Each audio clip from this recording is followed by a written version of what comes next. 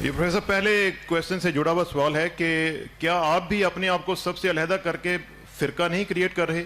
باقی سب بھی یہی کہتے ہیں کہ فرقے میں نہ پڑھو، آپ بھی اپنے علاوہ کسی استاد کا ذکر ہی نہیں کرتے۔ سبحان اللہ، یہ آپ کو میں اکیلا نظر آتا ہوں؟ یہ دیکھو میں تو اکیلا نہیں ہوں، مگر آپ ان میں سے دیکھو میری شہادت وہ لوگ ہیں، ہر استاد کی شہادت وہ لوگ ہیں جو آپ اگر پوچھو گے ان سے کیا آپ یہ کہیں گے کہ میں نے کہا ان کو کہ میں درست ہوں اور کوئی درست نہیں ہے، مگر جب آپ کہتے ہیں کہ میں کسی کی مخالفت کرتا ہوں تو اس کی وجہ ایک، جیسے میرے پاس اتنے بڑے اصحاب ڈاکٹر صاحبان بیٹھے ہیں، ٹیچرز بیٹھے ہیں، کیا ٹیچر کا یہ بھی حق نہیں ہے کہ کسی بالکل غلط کو غلط کہہ سکے؟ پھر اس نے پڑھانا کیا؟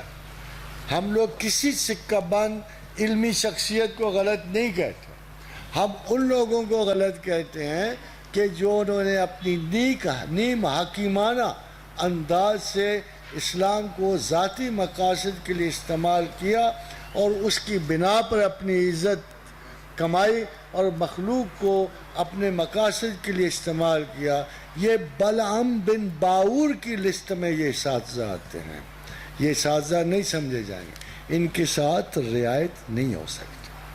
افسوس کی بات یہ ہے ایک ٹیچر جو ہے وہ اپنے علم سے بہت متعصب ہوتا ہے، علم سے، وہ یہ نہیں کہ جو وہ کہہ رہا ہے، ہمیں علمیت سے تعصب ہے۔ ایک غلط قسم کا جب ایک نالج امپارٹ کی جائے گی تو اس کو کسی قیمت پہ میں درست نہیں کہہ سکتا۔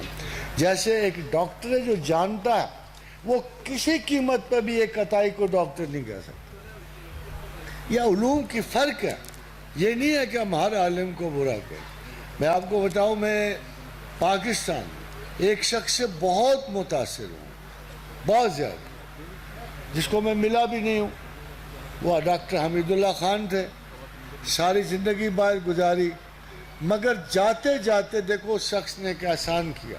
ایک بہت بڑا اعتراض مذہب پہ یہ تھا کہ حضور کے زمانے کے بعد حدیث مرتب ہوئی، 70 سال بعد۔ ہمیشہ جب بھی اعتراض آتا اسکیپٹکس کا اور اعتراض کرنے والے کہ جی حدیث کی تو حیثیت ہی کوئی نہیں، یہ غلط ہے، 70 سال کے بعد مرتب ہوئے۔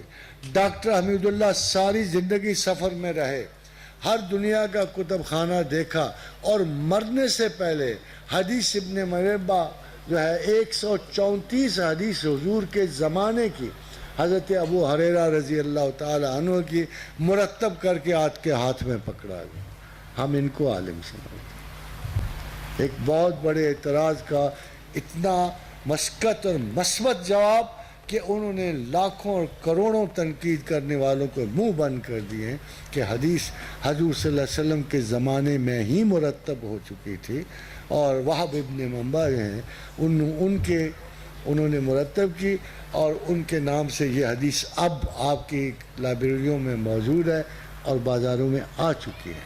ہم ایسے شخص کو عالم کریں۔